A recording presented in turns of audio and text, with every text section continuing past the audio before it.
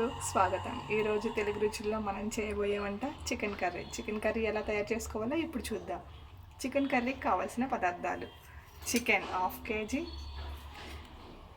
Onion paste, garam masala, ధనియా powder, salt, కారం, అల్లం వెల్లుల్లి పేస్ట్, పచ్చిమిర్చి, కొత్తిమీర, పసుపు కొంచెం చిటికెడు.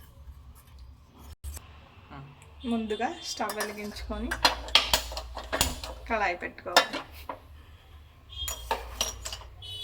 కళాయి వేడెక్కిన తర్వాత 4 టేబుల్ స్పూన్ ఆయిల్ వేయాలి.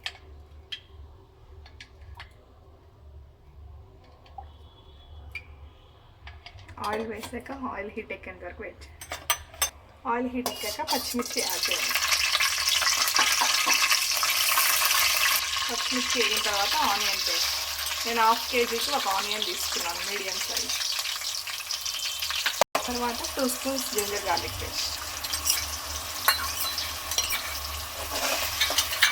ఇది పచ్చివాసన పోయేంత వరకు వేయించుకోవాలి.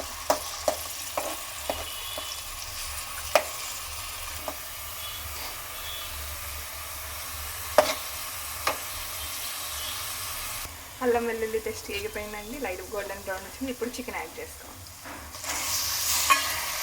చికెన్ యాడ్ చేసుకొని ఒకసారి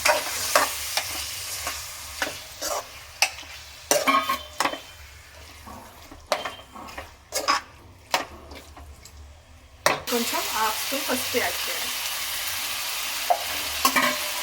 పసుపు యాడ్ చేసుకున్న తర్వాత ఒకసారి కలుపుకోవాలి.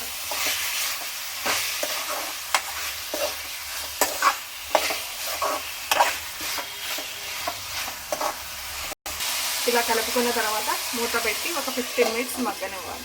లో ఫ్లేమ్లో గ్యాస్ పెట్టాలి.